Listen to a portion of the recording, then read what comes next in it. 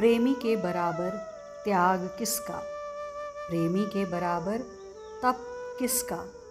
प्रेमी हर समय पंचाग्नि तापता है, प्रेमी हर दिन कांटों में चलता है पर उफ नहीं करता।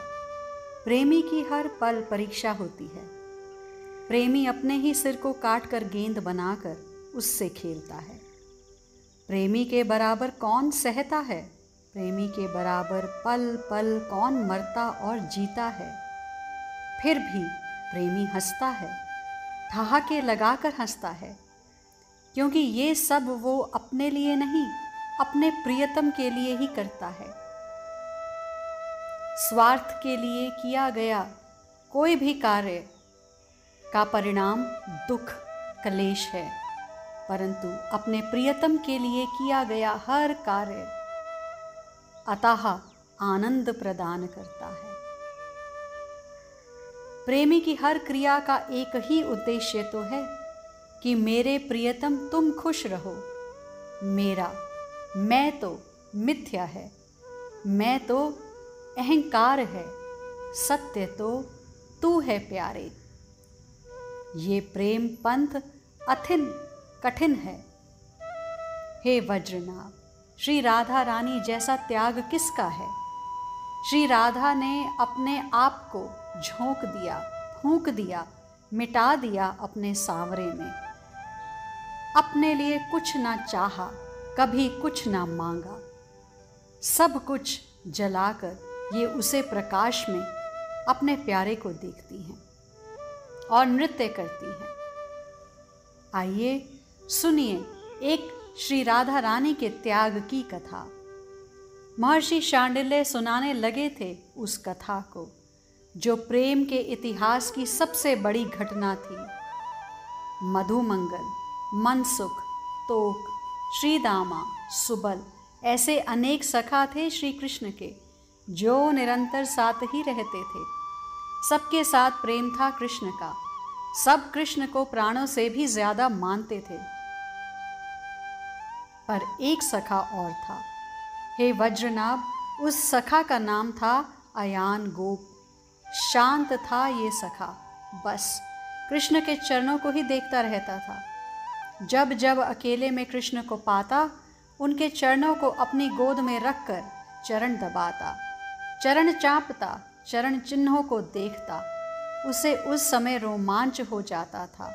आहा, कृष्ण के ये चरण, उसकी समाधि लग जाती थी। उंगली से एक एक चरण चिन्ह को छूता।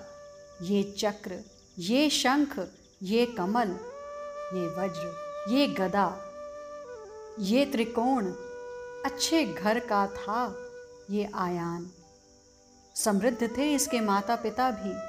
पूरे ब्रजमंडल में आदर था अयान के पिता का। पर ये कृष्ण को ही अपना सर्वस्व मानता था। एक दिन अकेले में कृष्ण के चरणों को दबाते हुए रो गया अयान। लेटे हुए थे कृष्ण कदम्ब वृक्ष के नीचे। उठ गए जब अयान के आंसू कृष्ण चरणों में गिरे तब। आंसू भले ही शीतल थे, कोई दुख या विषाद के आंसू नहीं थे। आंसू थे तो अहोभाव के, पर कृष्ण उठे। इतना भाव, इतना प्रेम करते हो तुम मुझसे अयान? बड़े प्रेम से कृष्ण ने अयान को पूछा। आज कुछ मांगने का मन कर रहा है सखे। अयान निस्वार्थ प्रेमी था, वो क्या मांगने लगा। पर आज हाँ हाँ मांगो, ये कृष्ण अपने सखा को जो मांगोगे आज देगा। वचन दे रहे हो? अब मंद मुस्कुराया आयान। विश्वास नहीं है? कृष्ण ने गले से लगाते हुए कहा। विश्वास तो अपने से भी ज्यादा है तुम पर कृष्ण। तो मांगो, क्या मांगते हो? मैं वचन देता हूँ। आज कृष्ण भी देने पर उतारू थे। कभी कभी तो ऐसा अवसर आता है जब भक्त भगवान से कुछ मांगता है। चरणों में गिर गया अयान और भावातिरेक में बोला, जो आपको प्राणों से प्रिय हो वो दे दो। क्या? स्तब्ध रह गए कृष्ण अयान के मुख से ये सुनकर।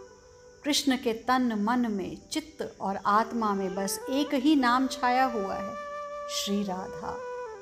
कृष्ण को प्राणों से प्रिय और कौन हुआ श्री राधा के सिवाय? ये क्या मांग लिया अयान? गंभीर हो गए कृष्ण। देखो, गंभीर होने से नहीं होगा। अपने सखा को वचन दिया है तुमने, जो मांगूंगा दोगे, अब देना पड़ेगा। अयान भी जिद पकड़ कर बैठ गया।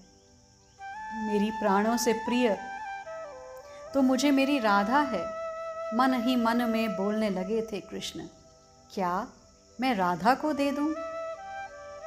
नेत्र सजल हो, अश्रु बह चले कृष्ण के। पर वचन का क्या? इस सखा को मैंने वचन दे दिया, और सखा से मैं झूठ कैसे कहूँ? सत्य यही है कि मेरे प्राणों से भी प्रिय तो मेरी श्री राधा रानी है। ओह, अच्छा मत दो मुझे, मैं तो ऐसे ही कह रहा था। आंसू पोंछ दिए अयान ने कृष्ण के। नित्य सायंकाल मिलने आते थे नंदगांव और बरसाने की सीमा में। एक कुंड था, वहीं बैठ जाते थे ये दोनों प्रेमी और हंसते, बतरान करते, मिलते। आज भी आए, कुंड में दोनों बैठे, चरणों को कुंड के जल में डुबोकर बैठे। पर आज कृष्ण गंभीर हैं, कुछ बोल नहीं रहे। प्यारे, क्या हुआ? तुम बोलते क्यों नहीं हो? कृष्ण के कपोलों को छूते हुए श्री राधा रानी ने कहा। तुरंत चरण पकड़ लिए कृष्ण ने श्री राधा रानी के। ये क्या कर रहे हैं? उठो, श्री राधा ने उठाना चाहा। नहीं, आज ये कृष्ण तुमसे कुछ मांगना चाहता है, मना मत करना। कृष्ण ने श्री राधा रानी की ओर देखते हुए कहा। क्या? बस इतनी बात? मांगो, क्या चाहिए मेरे प्राण धन को? श्री राधा रानी ने ये कहते हुए फिर उठाना चाहा अपने चरणों से। नहीं, वचन दो, पहले वचन दो, मेरी प्यारी राधे, पहले वचन दो। कृष्ण ने वचन मांगा। क्या कर रहे हो आज ये? क्या लीला है ये तुम्हारी? अरे प्राण मांग लो, राधा हंसते हंसते दे देगी, उफ ना करेगी। बोलो। नेत्र से अश्रु प्रवाह चल पड़े, बह चले आंसू कृष्ण के। पर रो क्यों रहे हो? मांगो प्यारे, क्या चाहिए? आयान गोप से विवाह कर लो, कृष्ण के मुख से निकल गया। क्या? शरीर में कंपन शुरू हो गई श्री राधा रानी के। हाँ, मैंने वचन दिया है। हे राधे, मैंने वचन दे दिया है आयान को। कि हिलकियां फूट पड़ी कृष्ण की। हंसी श्री राधा। मैं तुम्हारी हूँ, सिर्फ तुम्हारी, जिसे चाहे दे दो। पर तुम रो क्यों रहे हो? कृष्ण चौंके श्री राधा रानी के मुखमंडल की ओर देखा। राधे, हाँ, मैं तुम्हारी हूँ, सिर्फ तुम्हारी। अधिकार है तुम्हारा मुझ पर, पूर्ण अधिकार है प्यारे। इस विवाह से अगर मेरा कृष्ण खुश होता है तो ये राधा हंसते हंसते मान जाएगी। हाँ, बस तुम खुश रहो, बस तुम खुश रहो, तुम प्रसन्न रहो। ये कहते हुए राधा ने आंसू पोंछ दिए कृष्ण के। इन आंसुओं पर सिर्फ राधा का अधिकार है, तुम्हारा नहीं। तुम मुस्कुराओ प्यारे, बस इतना कहकर उठी राधा और चल दी बरसाने की ओर। आयान गोप के माता पिता आए हैं, उनके कुछ रिश्तेदार भी साथ हैं। पता नहीं क्यों आए हैं। कीर्ति रानी ने वृषभानु को सूचना दी। वृषभानु जी आए, सबका सम्मान किया। पर आप लोगों के आने का कारण? वृषभानु जी ने व्यवहार आदि संपन्न होने के बाद पूछा। वृषभानु जी, हमारे आने का कारण ये है कि ये हमारा पुत्र है अयान। इसका विवाह हम आपकी पुत्री राधा से कराना चाहते हैं, बस। अयान के पिता ने कहा। वृषभानु जी क्या कहते, क्योंकि अयान के पिता और उसका परिवार भी सभ्य और उच्च ही था। पर हाँ, ये बात अवश्य कही वृषभानु जी ने कि हमारी ब्रजपति नंद के साथ ये बात हुई थी कि हमारी राधा और उनके पुत्र कृष्ण के साथ विवाह होगा। पर आप एक बार पूछ तो लें राधा क्या कहती है। अयान के पिता ने वृषभानु जी को कहा तो वृषभानु जी खुश होकर बोले, हाँ हाँ, कन्या को उसका अधिकार मिलना चाहिए कि वो किसे चुने, क्योंकि वृषभानु जी को ये पक्का विश्वास था कि राधा मान नहीं करेगी।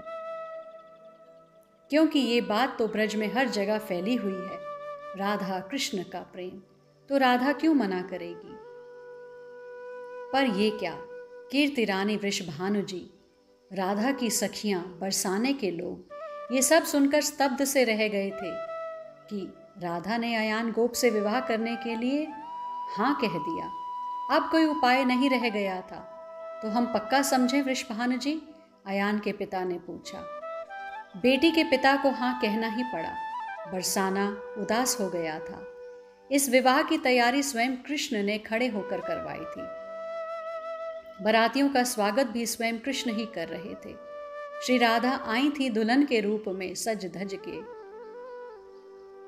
बार बार अपना मुख प्रक्षालन करते रहे थे कृष्ण, ताकि उनके आंसुओं को कोई देख ना ले।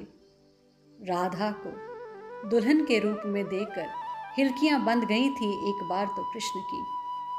फेरे शुरू हुए, 1 2 3, पर ये क्या, चौथे फेरे में श्री राधा रानी गिर ही गई, मूर्छित हो गई। उस समय भीड़ को हटाते हुए कृष्ण ही भागे और राधा को अपनी गोद में ले लिया था। 7 फेरे पूरे नहीं हुए, अब हो भी नहीं सकते थे, क्योंकि राधा मूर्छित हो गई थी। सुहाग की सेज में राधा रानी मूर्छित पड़ी हैं। अभी तक होश नहीं आया है श्री राधा को। अयान आया, अपने कक्ष में दीपक जला हुआ है। उस दीपक के प्रकाश में श्री राधा रानी का गौर वर्ण चमक रहा है। अयान आगे बढ़ा, लाल जोड़े में मूर्छित पड़ी हैं श्री राधा रानी। अयान ने देखा, थोड़ी देर देखता ही रहा, फिर उसका ध्यान गया श्री राधा रानी के चरणों में। पर वो चौंक गया, पास गया, चरणों के निकट। चरण में चिन्ह बने हुए थे राधा रानी के। ओह, ये चिन्ह तो मेरे कृष्ण के चरण में भी हैं। चक्र, शंख, गदा, पद्म, कमल, त्रिकोण, ध्वजा, यव, ये सब बड़े ध्यान से देखता रहा अयान। ओह, तो इसका मतलब, वो कुछ समझ नहीं पा रहा था। फिर उसे याद आया, मैंने ही मांगा था, हे कृष्ण, तुम्हें जो प्राणों से प्रिय हो वो मुझे दे दो। तो ये मेरे कृष्ण की प्राण हैं और अपने प्राण मुझे कृष्ण ने दे दिए। ओह, सिर फटने लगा अयान का। वो बैठ गया वहीं, उसके नेत्रों से पश्चाताप के अश्रु बहने लगे थे। तो इसका मतलब ये श्री राधा और मेरा कृष्ण दोनों एक हैं, और ये चरण मेरे इष्ट के चरण और ये चरण एक ही तो हैं। पाप हो गया तुझसे अयान, पाप। ये तुम्हारी इष्ट हैं, ये कृष्ण की ही अनादि वल्लभा हैं, ये कृष्ण प्रिया हैं। चरणों में प्रणाम करके उसी रात्रि को अयान ने घर छोड़ दिया, क्योंकि उसे प्रबल वैराग्य चढ़ गया था। वो कहाँ गया पता नहीं, खोजने की कोशिश की, पर अयान नहीं मिला। कृष्ण ने ही पंच बुलवाए और बरसाने में पंचों के सामने निर्णय हुआ कि वृषभान अपनी पुत्री राधा को अपने घर ले जाएं, क्योंकि अयान अब नहीं आएगा और श्री राधा रानी अपने बरसाने में आ गई थी। मुझे क्षमा कर दो राधे, मुझे क्षमा कर दो। फिर उसी स्थान में, नंदगांव और बरसाने के बीच में पड़ने वाले कुंड में आज दोनों प्रेमी मिल रहे हैं। रो रहे हैं कृष्ण, मेरे कारण तुम्हें इतना कष्ट हुआ ना? नहीं, कुछ कष्ट नहीं हुआ। तुम्हारी खुशी के लिए, तुम्हारी प्रसन्नता के लिए मैं कुछ भी कर सकती हूँ। और रही बात विवाह की, तो ऐसे विवाह का क्या महत्व, मैं तुम्हारी ही हूँ और तुम मेरे हो। हंसी श्री राधा रानी। हम दोनों एक ही हैं, हमें कोई अलग नहीं कर सकता। ये बात तुम भी जानते हो, है ना? श्री राधा रानी ने मुस्कुराते हुए पूछा। हाँ, कृष्ण ने रोते हुए श्री राधा रानी को अपने गले से लगा लिया था, आलिंगन कर लिया। इस जगत में तुम्हारे जैसा प्रेम किसका हो सकता है राधे? बार बार कृष्ण यही कह रहे थे। मेरी प्रसन्नता के लिए तुमने अपने विषय में एक बार ना सोचा। हे वज्रनाभ, इस दिव्य प्रेम लीला को तुम क्या कहोगे? ये है प्रेम, पर सामान्य लोग नहीं समझ पाएंगे इसे। प्रेम की परिभाषा ही यही है जो श्री राधा रानी ने इस जगत को दी, अपने प्रियतम के सुख में सुखी रहना। तत्सुख भाव। जय जय श्री राधे, जय जय श्री राधे, जय जय श्री राधे। आज के लिए इतना ही, शेष आगे।